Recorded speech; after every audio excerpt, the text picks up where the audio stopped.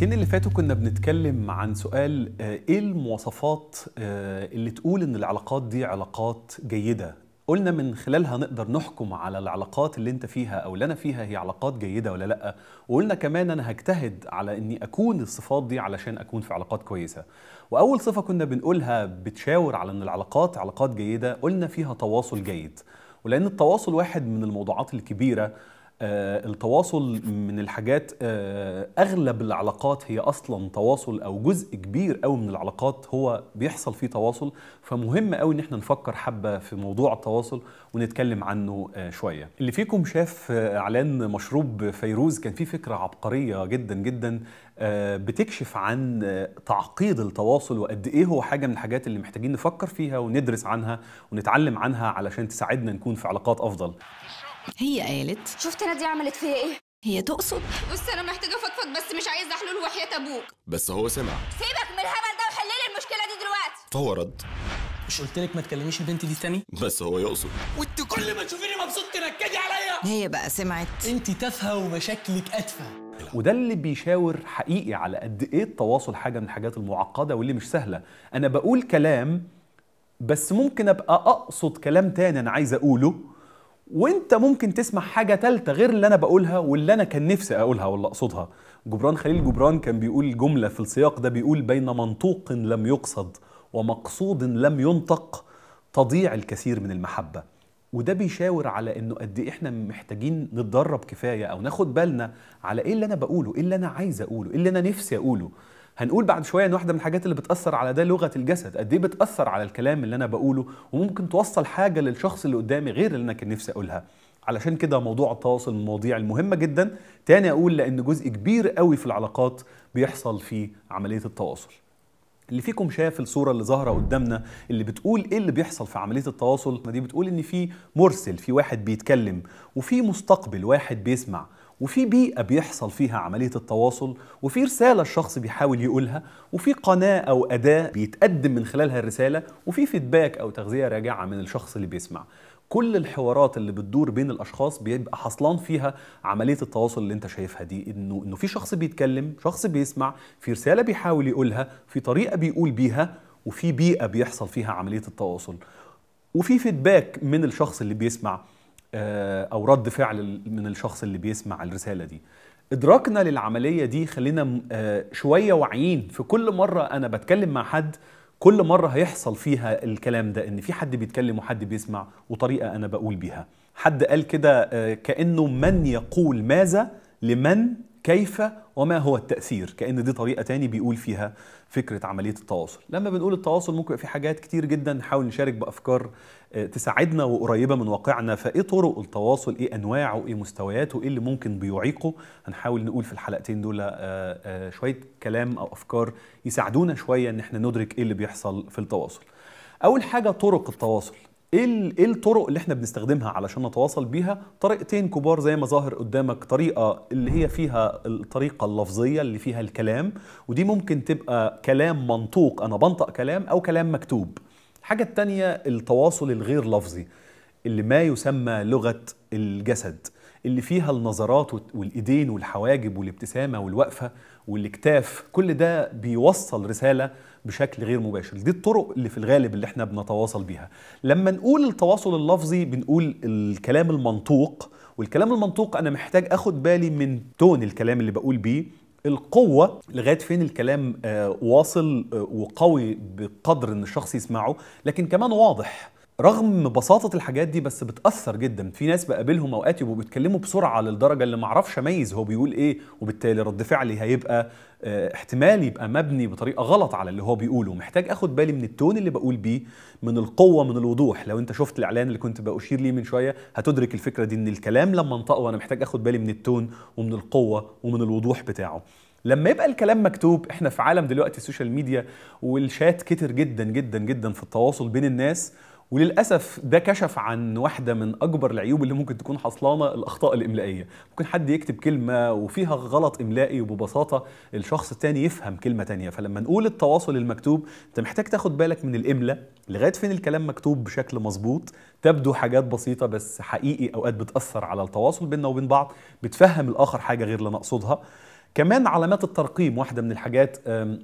الموضوع أنا مش هدرس قوي يعني لغة عربية، بس أبقى واخد بالي إني ممكن أحط نقطة أو فاصلة، السؤال وراه علامة استفهام، فاللي قدامي يفهم إن ده سؤال.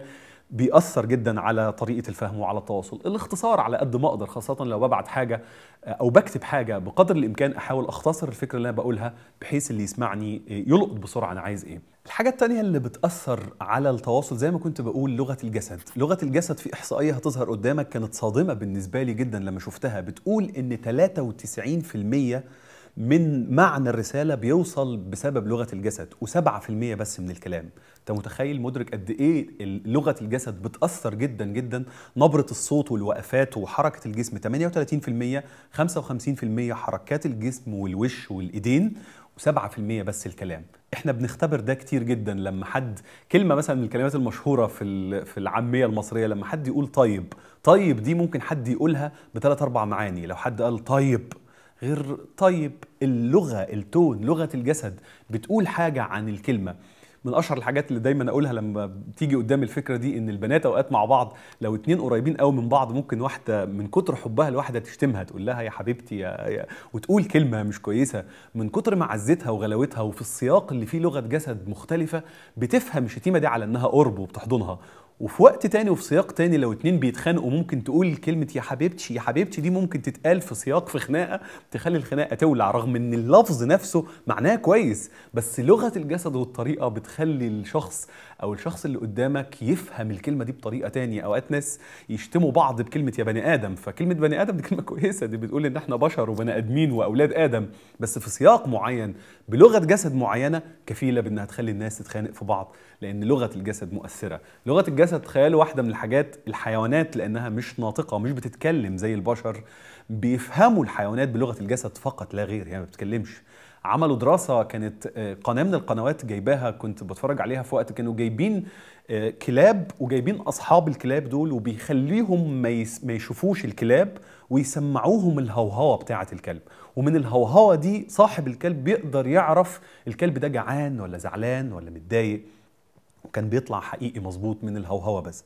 فلغة الجسد بنقدر نفهم منها اللي قدامنا، بنقدر نتواصل بيها، ومحتاجين نبقى مدركين وواعيين لغة جسدنا بتوصل ايه. كنا بنقول في الحلقات اللي فاتت ان محتاج الناس تقول لي، واحدة من الحاجات اللي ممكن يساعدوك يقولوا لك عليها هي لغة جسدك لغاية فين بتوصل رسالة مظبوطة وحقيقية عن الكلام اللي انت بتقوله.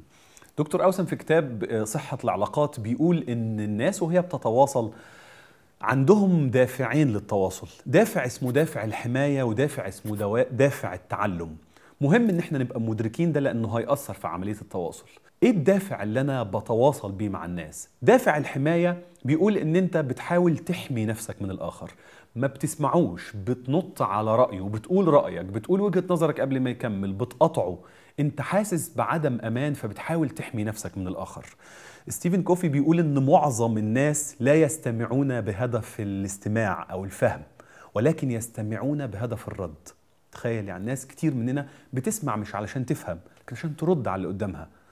دافع الحماية أنا بحاول أحمي نفسي من الآخر، كل ما يقول حاجة أنط على رأيه، أقطعه، أنا مش حاسس بالأمان كفاية فبحاول أثبت وجودي وأثبت وجهة نظري. الدافع التاني اللي فات ده طبعا هو الدافع اللي مش كويس. الدافع الكويس والأفضل واللي يخلينا ندخل في شغف بعض زي ما كنا بنقول ونسمع بعض وندخل في عالم الآخر هو دافع التعلم.